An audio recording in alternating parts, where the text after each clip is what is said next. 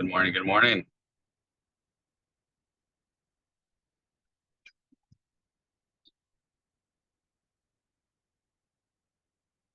So we'll give it a couple minutes. How's business going, Bobby?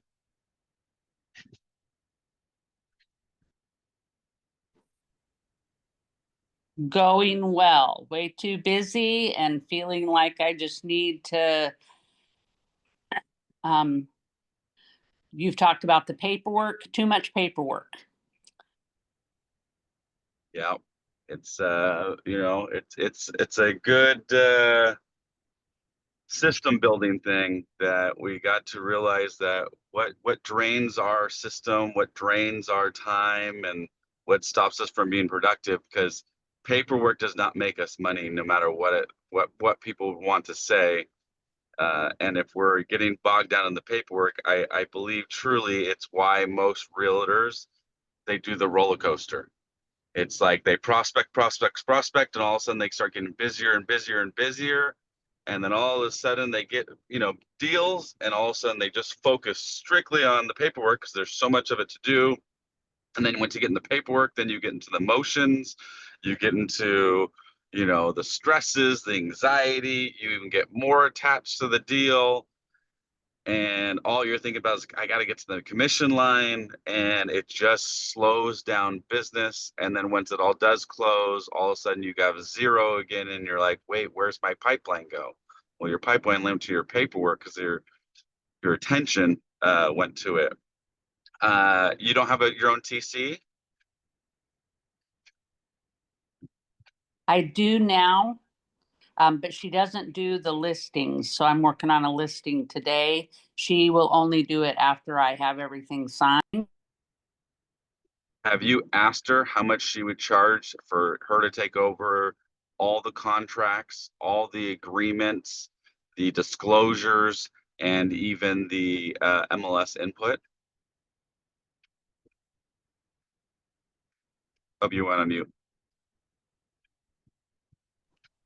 I should check on that because that is my biggest hindrance. I just love talking to people and helping them, and the paperwork bogs me down.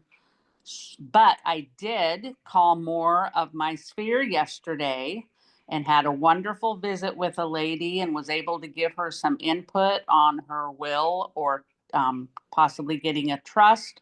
Her husband's very sick. And then I contacted a guy who was in my phone. I'd completely forgotten about him. I had some interaction with him 2 years ago. We had an amazing conversation, and we're going to talk again. He doesn't have a realtor. His wife just had a stroke. So thank you for encouraging just reaching out to people in your phone. I No. appreciate that. Yeah, it's because really what it comes down to, we're relationship builders and partnership makers. And nowhere in that does it say that we're contract signers and paperwork handlers. Mm. I bet if you went to your TC and said, "What if I pay you double? So if I'm paying you 250 right now, if I paid you 500, would you take care of X, Y, and Z?" See what she says. And if she wants more, say, "I'll pay you triple." Because when it really comes down to it, you're only paying her to do the transactions that you have. And once you start getting a listing agreement, then we know that there's money coming from it. Her, her, her her production, her work is still attached to the commission, which is what we want. Because then we can go back to just focusing on what we have. Because how do you keep making those phone calls? And then what'll end up happening, you'll be so stressed out with the paperwork that you'll be in fear of, you know what? I don't know if I want to go and call those people because what if they say yes? What if they say they need me? I don't have the bandwidth to it. And at a certain point in time, you'll stop delivering five-star service. It's the same thing as the CEO of Target. You'll never see him stocking shelves.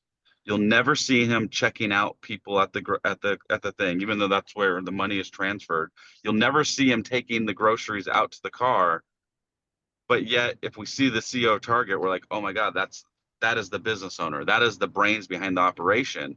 And so I think that's what we really have to realize is that we are the CEO of our businesses, and we have to fill in those gaps so that we can be the CEOs of the business. And maybe the CEO will handle the relationship making and the big partnerships, which I guarantee the CEO target, when he's going to go do a huge deal with a new product line, he's probably involved somewhere along the line. And that's, what we need to realize is that we're not in sales. We're not a sales consultant. We are a business owner and we have to treat it as such. Um, so yeah, that would be my words of advice.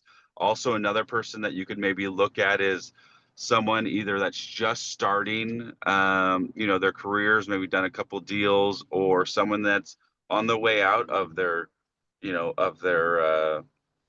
business, and look at them and say, hey, I know you're kind of slowing down a little bit, but if you didn't have to go out and prospect and go out and try to drive the business, how much would percentage wise would you charge just to handle communicating with the clients every Monday and Friday? I have a client care coordinator. She handles all the communications. Once we really pretty much get a listing, she handles all the communications every Monday and Friday. She updates the clients, what's going on. Here's the next step. This is what we need. This is what we did for you. And she charges me 10%. And so she makes 10% of every transaction I do, and it's worth every single penny because now it's making me look like a superstar. And I don't have to worry about, she gets stressed out, but Cory, we don't have the appraisal contingency in yet. Okay. Well, you know what to do. Communicate with everyone, send out the notice of forms, the demands of form, demand to close, demand, cancellation, whatever it may be. But it keeps me out of the day-to-day stresses, and it keeps me out of the anxiety of trying to get emotionally attached. And it is what it is. And at the same time, it keeps me involved on a CEO basis because I know at least when the problems are happening, that's when I need to get involved. When we have a delay, that's when I need to get involved. And I'm only getting involved when there's an issue. And my clients love me for it, but I tell them from the get-go. I tell them when we do a deal together, this is what goes on. This is who's going to be in charge of this. This is going to be in charge of this. This is who you call when it comes to this. Now they can always know they can call me, but I always tell them, like, if you're working about paperwork, you should call Jelena. She sits at her desk all day long. She's done more transactions for paperwork wise than I could ever even dream of. She's going to be the person that handles it. If she can't figure it out, she doesn't know, she will refer to me. But more than likely, I might be with another client. I might be trying to negotiate with the buyer on your other end. I might be trying to do the social media ads on your behalf. So that's what I would definitely say. Um, Especially if you're starting to feel like your business is growing, we want it to keep growing and snowballing. We don't want to have to jump out of that snowball just to start saying, oh, well, I can't handle more business, or I'm getting so stressed out. And stresses will kill you. I mean, it'll kill your business very, very quickly because it'll start making you make bad choices. It'll start making you hindering even making choices to begin with. And apparently, Bobby, oh wait, we have more people in. Let's see. You might be the only one that likes me, Bobby. Uh, You always have wisdom, and I appreciate that. um, I was really today. I was going to kind of hit on, like, our life is based around choices, good choices and bad choices, but it really is just, I just say choices. And everything that we do in our lives really has to do with choices, from our health to our personal relationships, our business relationships, our business itself. It's what choices do we make? And when we really look at it, if we just start tallying up our choices and start really looking at what choices are we making, and do our choices align with our goals? And I'm a huge, if anyone that's listened to me before, I'm a huge proponent of written goals. I believe that if you don't have written goals, you have dreams, and dreams, are not real. And I always say, your dream can be super, super vivid today. It could be on point. You know exactly what your dream was about. But if I ask you 2 days from now, what'd you dream about? You're going to be very vague with what you dreamed about. And if I ask you 2 weeks from now, you're going to have almost no clue. You might be able to say there was a dog in it, but other than that, or it was scary, but you're not going to be able to define your dream and tell me all the details. Same thing as a written goal. If you just have a goal, I want to hit $1 million. Okay, great. But if you don't have it written down and you don't have a plan of action and the people that you need to, accomplish, the skill sets you need to accomplish those goals, the choices you need to make, and why you want to accomplish that goal, what you have is a dream, and it'll be very, very hard to achieve that dream. But it all comes down to your choices. So, I have a goal. My physical goal is to be in the best shape of my life, and I define that by being a certain weight limit, having certain attributes within my body, being able to run a mile within a certain time limit, being able to do certain things. And I know that if I wake up and I don't make the choice to go out and do my morning workout, I'm not going to accomplish my goal. And yes, it's not the end of the world if I don't wake up and do it, but at the same time, it results into everything. So if I don't start my day with good choices, I don't start by accomplishing my goals, then it's so much easier for my mind to say, I don't need to make my phone calls today. I'll only make 3 phone calls, even though I know my goal is 10. And then you start justifying why. And then all of a sudden down the road, 3, 6, 12 months later, we're like, oh, yeah, it didn't work out. The market was crap this year with the less homes sold. Well, yeah, less homes sold last year than most years. There's only 4 million homes that were sold nationwide. Most people don't realize that 26% of them were sold off market. We're losing market share like like crazy, like never before. And it's because realtors don't call anybody anymore. They're losing the relationship basis. They're getting into the Zillow lead manufacturing of, oh, I'm just going to wait for leads. I'm just going to go after those people. Well, the problem is we're training our sphere, we're training our friends and family to reach out to Zillow first, a tech company that has no bearing on the market whatsoever, but now it controls, I'm going to say a big portion of the market. But you want to know who that Zillow lead agent can't get? My 336 people. I guarantee it. Because my 336 people are not going to be reaching out to Zillow. They're not even going to be home searching on Zillow because they're trained differently and because I stay involved with them. So I think we really have to look at on a daily basis, are we doing the most productive thing at every given moment? Do we know what tasks we need to do today to reach our goals? Do we know what choices that we do? And I would, kind of do a tally of, I do one for our finances. I usually do it for our team. I do it for myself as well. I've done it for my wife as well. But when we try to get a hold of our finances and we're wondering, okay, why are we always broke or why are we struggling? Well, I would say, okay, for the next 30 days, indiscriminately, write down every single time you spend money, what did you spend money on? What, from the coffee to the Starbucks to the McDonald's to, buying that thing online. Write down everything. And 30 days, go back and look at all the things that you spent money on and really see if those do align with your goals. Really see if you do actually need those things and see how much money you spend on the $6 coffee at Starbucks. You do that every day, it's $180. Well, I hear people all the time say, oh, I don't have the $197. I don't have $150 for Facebook ads. They go out and spend coffee every single morning, probably even get a little bagel, and that doesn't help them accomplish their goals. Rather than if they spend $150 for 6 months every single month on Facebook ads, I guarantee they'd get a deal out of it. Then they'd have a couple $1,000, and then the $150 for Starbucks ads for Starbucks wouldn't be that big of a deal. Does anyone have any real-time stories or things that they do, or kind of want to be transparent or vulnerable and discuss what kind of choices or where they're at in their business, or kind of do a little evaluation of their business? Oh, you bunch of scaredy cats. All right. You guys could put it in the chat. You can speak up. Is anyone on point to reach their goals and their business goals and their income goals? And I don't really have income goals per se. I more have how many families are going to help. Are you guys on track for how many families they're going to help this year? And do we know what that amount looks like? Look at the chat. I'm going to look at the chat real quick. All right, I'll play. There we go. Good. So my goals is one big to-do list in an app that I have on my iCloud. It has not only goals, but like research reminders, other things, and so forth. I My goals are probably broken down. Well, maybe not too much. I thought I was going to say they're probably broken down too much, but I don't think they are. I didn't set a specific goal in mind as to how many families I wanted to help this year or transactions necessarily. I just knew that I wanted to break my highest transaction count ever.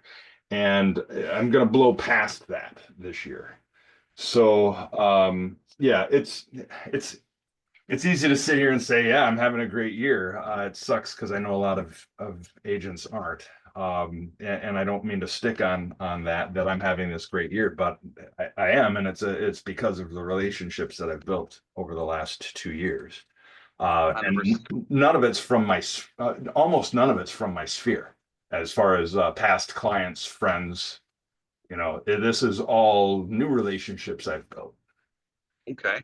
And why do you think your friends, your family, the people in your phone aren't attributing to your transactions and families you're helping? I don't really talk to a lot of, well, most of my family's dead or lives out of state at this point. My brother's the only one left. He's in Maryland. But most of my friends live over an hour away now since I moved to a different market 10 years ago. So Okay. while I have some friends in my market, that I've made here. Yeah, and I stay in touch with them. Sometimes they'll send me business. Most of it's been my past clients and new business relationships that I've formed, All right. mostly within the senior niche. So when we come to your goals, let's come to just your business goal. You said you want to do more transactions than you've done, in the past years. So what number is that? What minimum number is that? So it was 17. Okay. And my goal has, for a number of years now, has been to get 20 to 30, preferably 25 to 30 transactions. And it looks like this year I should probably have no trouble getting to 25. Okay. So here I'm going to give you a little bit of a push. Okay. If you think you can reach 25, you need to put down a written goal that I have, and I enjoyed helping 30 families this year. Give Okay. yourself an attainable number so that your mind can have something to achieve. Sure. Rather than an arbitrary. Rather than arbitrary, because yes, it does feel good to say, oh yeah, I accomplished my goal. But if you weren't having a goal that was almost, I needed attainable. It can't be like I'm going to do 50 deals this year because that's Right. not attainable, or you're going to have a Yeah. crazy plan of action to do that. Yeah. So I would write that down, and then I would write down who are the people that you need to accomplish those goals. Now you've built up relationships, and it sounds like you built up good reciprocal partner relationships. Now Yeah. my bigger pushback was, I heard you say, "Oh, well, I moved an hour away." I think I told you the Georgia story where I met somebody in Georgia when I worked on set in 2007. He was a little PA, which is like the lowest of the lowest pull and pull on the set, on the movie set. I called him when I got into real estate, and I was like, "Yeah, I'm getting to, I'm building a team out there, and I have boots on the ground that can help you in Georgia." That phone call led to $150,000 in commissions because he bought a studio, he bought a warehouse, and he bought $1 million home. I don't care where they live. What I cared more about is I knew that I wanted to help more families, and I thought that it was my duty and my responsibility that I owed the people in my phone Yeah. to go help them. Because Yeah. when you don't reach out to the people in the phone, who are they going to reach out to? More than Right. likely, they're going to go reach out to Zillow. And when they reach out to Zillow, they could have a corrupt person, a greedy person, an unethical person, an incompetent person. They could reach out to a good person. That is possible. But for the most part, these big Zillow teams, they don't care about the person. They No. just want the transaction and the volume. And that's why they got to be forever stuck on Zillow. Also, what I would say is, okay, so you have a great partner. Let's call him an estate planner, and he's referring you business. What happens if that estate planner decides to go to into someone else, retire, move out of state, whatever he may do? Now your lead source is now dependent on building up another relationship. But the Right. people in your phone, if you truly build up that relationship, and with that estate planner, if you build up a true relationship and a personal relationship, then no matter where he goes, even if he retires, he'll still be thinking of you and you'll still be able to get business from it. So I would do that part. I would also have the skill sets, and I'd also have the plan of action. So, I mean, what I love to hear is that you have this that sounds like a great system and a great software of like reminding what you need to do. And it's basically writing out your plan of action, and it sends you those reminders. But if you got up every single morning and you said, I am and I enjoy helping over 30 families this year, your mindset the whole rest of the day is, I got to find out how I'm going to help more than 30 families. And then Yeah. you read it at lunchtime again, and you read it at nighttime again. Your mind will be constantly thinking about, how am I going to help more families? Instead Yeah. of, I just want to do the best I can. Well, what happens when you do the best you can? Generally speaking, I'm going to go sit by the pool this weekend because I reached my number, my number of transactions. So I give a number, but I always say, like mine, I want to help more than 50 families this year. So that if I do help 50 families, well, then the more comes into it, and I'll just set a higher goal and say, okay, the last 2 months of this year, I'm going to push to doing 70. And Yeah. maybe I don't reach it, but I'm okay with that because I know that I'm building up to it. And now I can push next year going, well, I got to start at 70 next year then, because that's where we're at.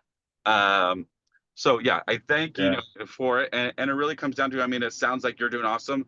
Mark, never be ashamed or hesitant or in fear of, I would even say, bragging about your accomplishments. It's a huge deal to earn market share in this type of market. When the market is constricting, that is when market share is won, and that is when people come out even more on top. Because what ends up happening on these type of years, people get out of the industry, and it's not your fault that they're getting out of the industry. You're just making good choices, and you're having good goals, and you're making relationships, which is what this business is all about: building relationships and making partnerships. And as you scale up, as we were talking to Bobby earlier, it's then you really got to sit down and go, okay, I'm the CEO of this business. What am I doing that's taking too much of my time, building my stresses up and not allowing me to deliver a 5-star service? Now, who do I need to put in here? Not how do I need to do it? Not how do I need to get more business? Who do I need to put into my system, into my business, so that our business can keep growing and keep scaling up? Because all of us should have the same goal of helping more and more families, because it's our duty that if we truly believe we're the best agent for our friends and family, for our sphere, for the relations that we're building, then it is our duty to keep on helping more and more people, and helping people come into our business to help more people. Yeah. That all makes sense. Oh, it totally does. A couple of comments on some of the things that you've said is, what you focus on gets done. Yep. And what you don't know, right? So if you extrapolate that into your friends and your sphere and take the attitude of, if I don't tell them what I'm doing, if they are in the dark about what I do, they might be mad at me when they find out what I've been doing and I never gave them the option. Right. And if you take that attitude, you'll take some of that fear away of reaching out to them. Yeah, Um, 100%. If you're afraid to be salesy, and that's why you're not calling people, right. I always say, then effing don't be salesy. I mean, it's Yeah. literally that easy. Just build a relationship. Just like if you went salesy to your estate planner, guaranteed that he would not be referring you business. Yeah. When yeah, go ahead. I was just going to say, and I think the third thing that of all of this, and it's my biggest problem is that I am a boutique. I have no help, and I get mired in the urgency, the now, that I'm so ingrained and entrenched in what has to be done now, and I'm so busy with that I don't have time to do the nurture. And Yes. it's a testament to how much business I've got coming to me. But it tells me that I need assistance at some point, and I'm not sure when that is, because it's not always quite consistent, but I get to that point, and I don't do those growth things for my business that I know I'm supposed to be doing, but that's because I'm so stuck in my business instead of on my business. So let's think. Let's go through it. Do you have a transaction coordinator? No. You don't have a transaction coordinator? Oh, I do everything myself. Mark, you just told me you're the CEO of Target. You're killing it right now, and you're stocking shelves. You're checking out the person, and you're taking the groceries out to them, and then you're trying to do the sales and the relationships and build up the business. There's no way you're going to stop providing 5-star service, and then you're not giving the experience that you're hoping to give. The first thing that you need to do is a transaction coordinator. And I think even if someone does one transaction a year, they need a transaction coordinator, because the reason why they're doing one transaction a year is because they prospect, they get one client, and then they get stuck in the deal. They get all emotional, all anxiety. They think everything's on their fault, on their shoulders, and it's their responsibility. And then they stop doing all the things they did to get that one client. And then when the deal closes, they're like, oh, I have no business. And then it takes 3 to 6 months to go prospect again, build those relationships up. A transaction coordinator is paid only when the deal closes. So it doesn't even cost you any money out of your pocket. And everything that I do, I mean, whether I work with wholesalers, I have cold callers, I have, a client care coordinator, I have a transaction coordinator, I have a graphic designer. Everybody is paid commission on the commission. So I tell everyone, if you want to help me build my business and you see my vision, my dream, cool. Then I will pay you based on the business that's coming through here. I can't pay you hourly because, like you said, I don't know, this month I have 13 listings. I don't know if next month I'm going to have 13. So this month I'd be happy to pay someone $5,000 a month. But next month, if I don't have anything, that $5,000 a month will drain the business. And then I'll start looking at them of, oh, well, I don't know if I can afford you. But if everyone's attached to the transaction, what is everybody also motivated to do? Get more transactions. My graphic designer is constantly looking on Facebook and looking through the moms groups and looking for people that are saying, I'm looking for a realtor. And she always goes in there and does it. Now, granted, my graphic designer, AKA is my wife. So she also has a vested interest into it. But I tell her, you're not getting paid until we all get paid. I'm not paying you as a graphic designer. I'm paying you to get the deal done, help it done, and then you're making a percentage of our commission. So now she's making her own money. She's not just living off of my income. So she knows that if she goes and helps me get business, I go and give everybody a bonus. So I would say that would be the first person you have to. And I was talking to Bobby earlier before you guys jumped on. My transaction coordinator, when she first started with me, she was just doing normal transaction coordinating stuff. And I immediately went to her probably within a couple months and said, look, I don't like doing paperwork. I hate it. Can you do the listing agreement, the MLS input, go over the disclosures with the client, and just make sure that I don't have to touch paperwork? I will pay you double. And she said, you'll pay me double? I said, I will pay you double. So I started paying her double. So her income went from 250 to 500 a transaction. The greatest part was, for me, it didn't cost me any more money. So she's writing up the listing agreement. She's writing up the buyer broker agreement. She's doing over the disclosures. And when we started getting busier and I started seeing her have to do more and more things, I said, look, I'm going to start paying you $750. And she's like, what? I didn't ask for a raise. I said, I know, but I really appreciate what you're doing. And I know I can't keep doing business. My first year, I did 17 deals. But it was because all I had to concentrate on was calling my sphere and showing up on Facebook every single day to hit, to really be in front of people's faces.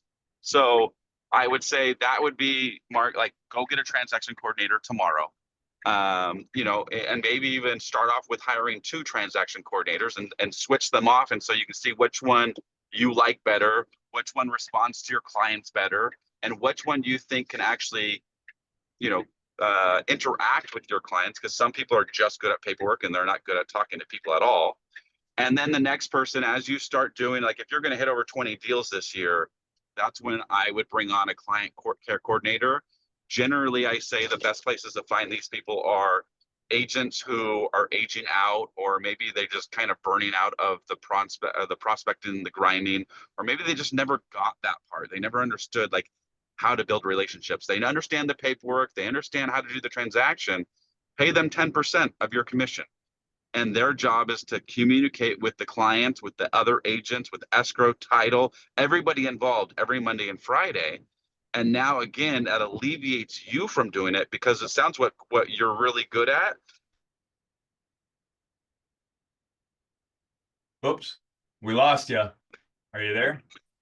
Oh, can you hear me? Can you hear me now? Yeah, Can now you? we can. Yeah, Oh, because sorry. it sounds like what I'm really good at. Oh, so it sounds like what you're really good at is systemizing yourself. Yes, And it sounds like you're really good at building relationships and making partnerships. So yes, why would you want to take that out of your hands or weigh yourself down with paperwork? Now you might be really good at paperwork. I mean, because I mean, you know how I, you're doing 17 deals and still doing all the paperwork, but you don't need to be doing paperwork.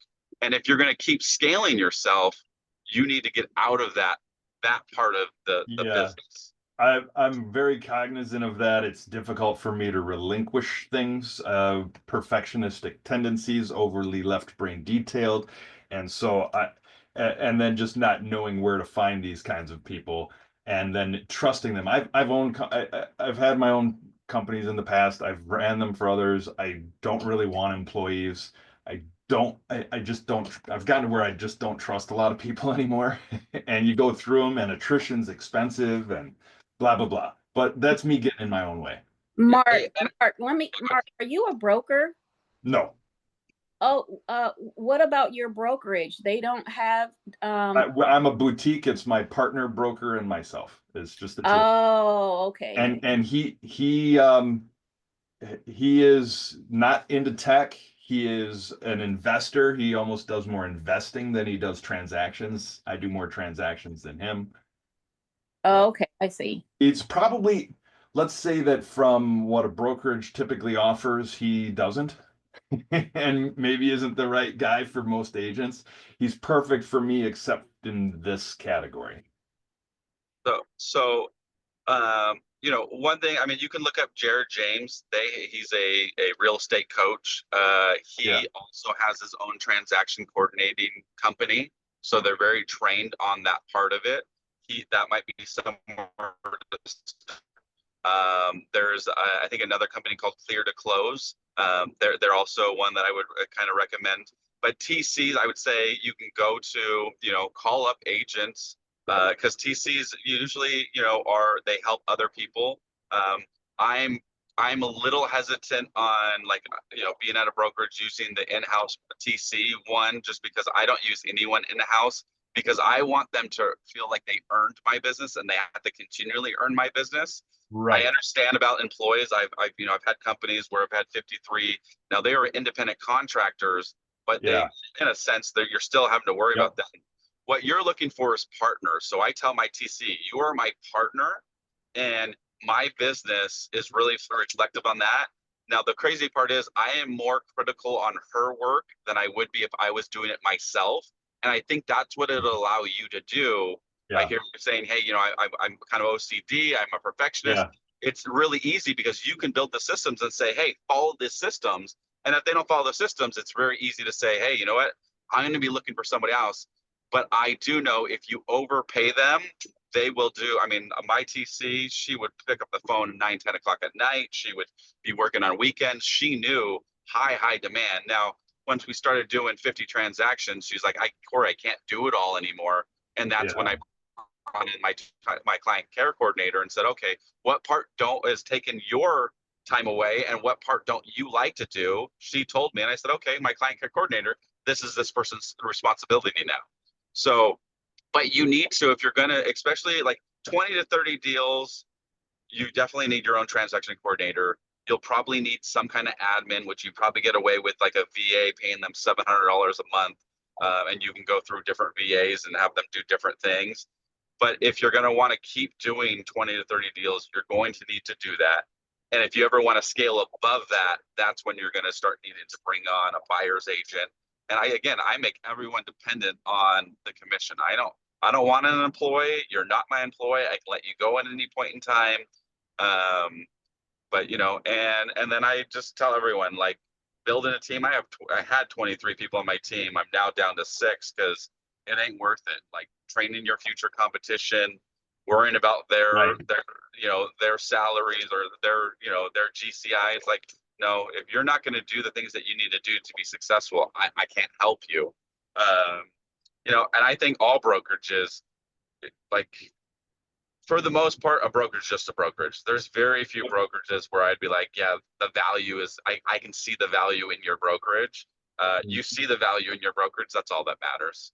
You know, whether it's boutique, there's just you, and like he allows you to do what you want to do, because ultimately we're all independent contractors.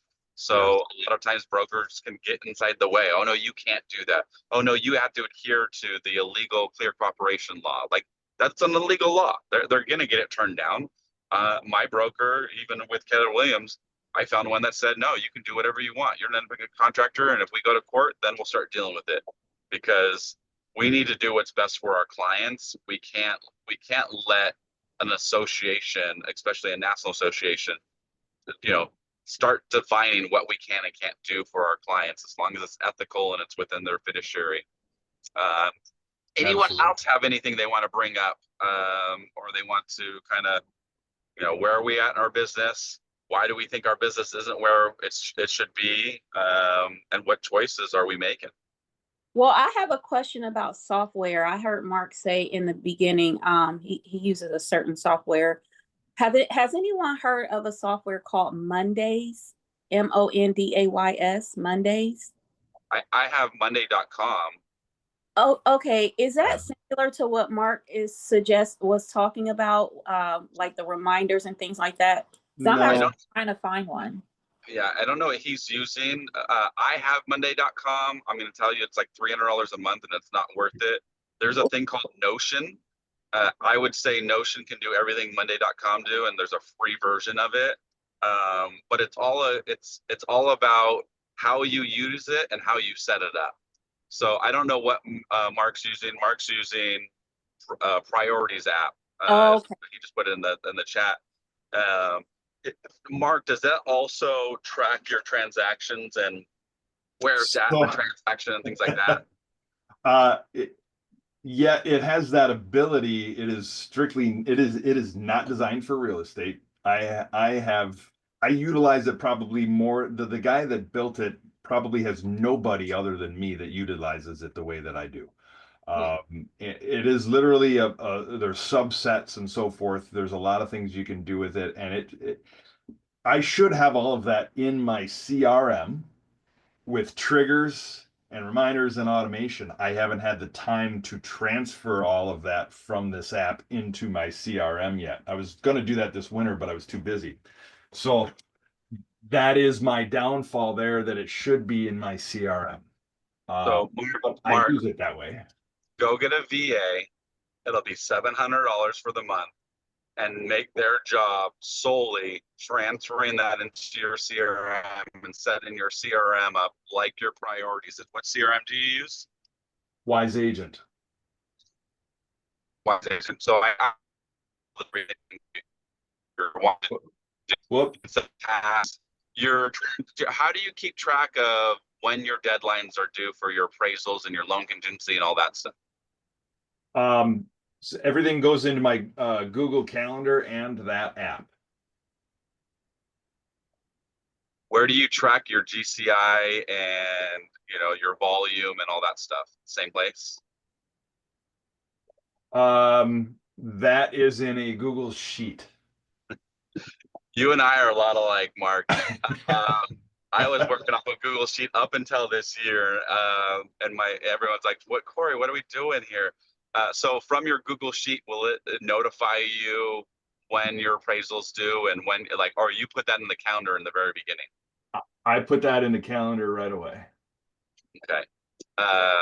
Yeah. I mean, you should use the CRM as it is. Yes. It's a good way to track it. Old habits die hard, and I'm okay. I love change. I welcome change. I don't mind it or shun it. It's the time, right? So I know I need to get it all into my CRM. It will communicate with my calendar. It will communicate with all kinds of things, and I need to get away from what I've been using before Wise Agent and get it in there. Yeah. And it's like, honestly, a VA, you can hire them just for the month, and you can say, this is exactly what I'm looking for. And that's all they'll do, is they'll just do that and get that done so that you can keep moving forward. And then maybe you find out that you can use them somewhere else. But I'm telling you, they work for like $7 to $10 an hour. So, I mean, you could literally have them, I know it sounds like you have 40 hours of work a week, but for 1 month, you could hire them $700 to to 1,600 a month. And if you're doing, 1 to 2 transactions a month, you have that sitting there, and it'll literally allow you to scale and systemize yourself. Because I can tell you, if you don't do this, as you get busier and busier, then you really won't have time. And then, I mean, that's what happened to me is when it was my 3rd year, I did 46 deals. I was still basically a single agent. I had my TC, but I was, trying to do everything myself. And I remember it to this day. It was July. I had 10 deals or 10 listings that month, and I had an open house. We did breakfast burritos, and I was the one picking up the breakfast burritos and dropping, off at the open house, holding the open house for 8 hours. I went and threw all the food away in the trash can and kept the trash can in their garage. They were out of town for a whole week, which I knew about. When they came back, their whole garage was filled with ants and bees and, some kind of mouse tried to get in, because I didn't even put the food in a trash bag first before I put it in the trash can. And they were livid at me. And I had nothing to say, and he literally, his words came out. He said, "Cory, you're doing too much, and you're acting like, you're dead broke. You need to treat yourself like a business owner," because he owned like a medical clinic. And he's like, "Because you're going to lose clients like me." And I said, "You know what? You're absolutely right." And I just put a pause on things and said, "Okay, I need to systemize this. I need to bring on people." And I don't want you to get to that point, because at that point in time, I did have to slide. I mean, I waited till August till we had did 10 more deals. But September, October, I had to shut down. I couldn't accept new clients because I had to fix the wheel first before I could, I couldn't run on a flat tire running on the rim. It wouldn't look good to the outward, and it wouldn't get me anywhere. You are describing me next year. And I'm very aware of that. I am in a race right now to prevent that. Yeah. So, I mean, I Cyberbacker, they charge $750 for part-time and $1,600 for full-time. They say they train agents or VAs in the real estate industry. You can tell them exactly what you're looking for. They can find it for you. There's no long-term commitment for them. I would say definitely maybe start there, and at least kind of see what you're looking for, who you're looking for, and just do it. And even if it's not the right person, it's not the end of the world. Just at least have them do the things that you're like, "Hey, I was supposed to do this last winter." Well, that was 5 months ago, Mark. And if you're going to wait for this winter, I have a feeling that this winter is going to be one of the biggest breakouts in real estate, because they're going to have to do something with rates. They're going to, hopefully the economy, starts rebounding back from the last, let's say, 4 to 6 years of trouble that we've been in. And the market's going to start moving.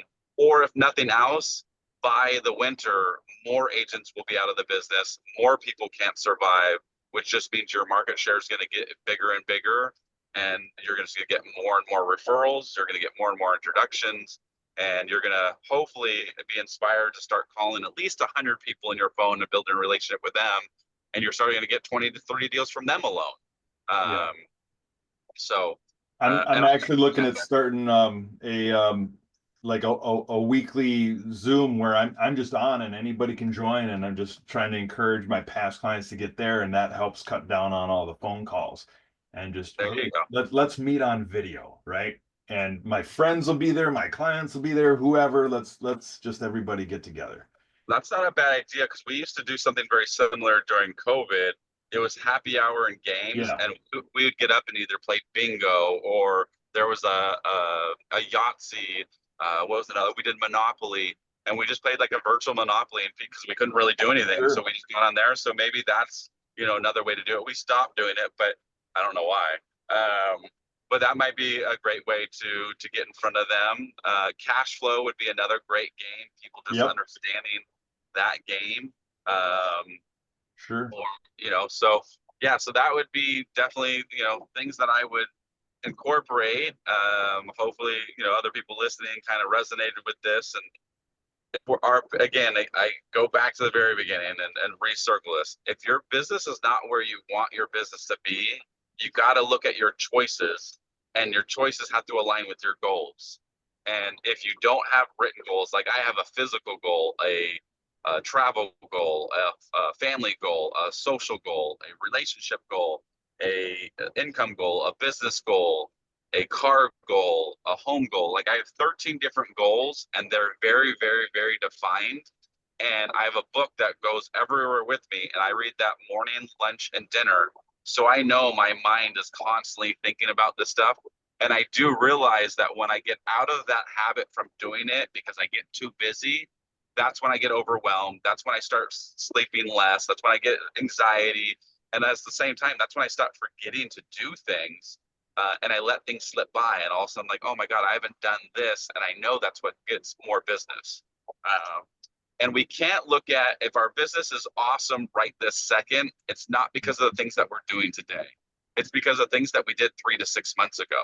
Yes. So if your business is popping right now, you can't be like, oh, okay, I'm good. I'm going to start slowing down some things.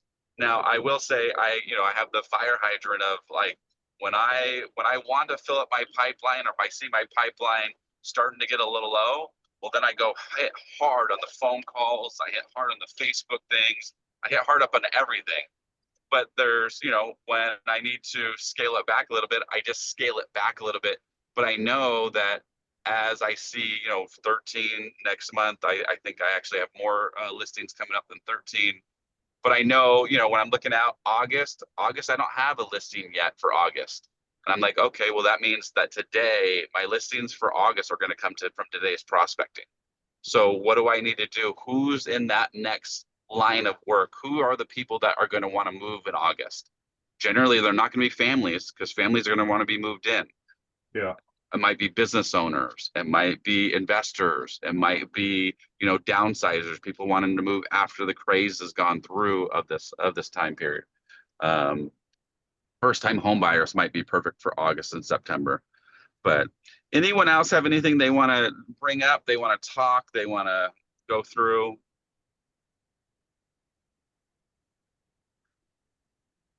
All right. Well, then we will go through. I think next week, I forget what day it is, but I'm going to be talking about capital gains. And we're going to really be diving deep into one way that I come off different to my clients is I rarely ever have to discuss my commissions or the price that we're going to list at. If we do discuss it, I don't have to argue about what it is, because one of my second slides is, before we talk about me and what I can do, let's talk about you and your goals. And one of the things I always go over is capital gain taxes. And when I address capital gain taxes right in the beginning, and maybe even show them why it's not a good idea to sell right away, they automatically see that I have their best interest at heart. And everything else from there is they trust me that what I'm telling them is in their best interest to do. So we will talk about capital gain taxes, and we'll also talk about some strategies to eliminate some capital gain taxes. Other than that, I do hope to see you guys. And also, I'm petitioning to my other coaches, just so everybody knows, I want Friday calls to be at 8:30 PST time, just because I've heard from a lot of people on the West Coast that 7 a.m. is just too early, or that's when they take their kids to school, or they're getting ready. And I totally agree with them, because that's exactly what my life is like. So I'm going to try to push back Friday calls to 8:30 to allow more people on the West Coast to get there. So hopefully you guys can make it at that time as well. And we can go from there. All right. So it's Thank you 10:30 so Chicago time? What happened? So it's 10:30 Chicago time? If you're as that Central Time, I believe that's true. Okay. Yeah, and it hasn't been established just yet. I've started the petition, but I'm figuring if I'm the one leading it, the only thing that it would do is then conflict with the training that's on Friday, so we'd have to push that back an hour too. So I'm just trying to see if we can get that to happen. Okay.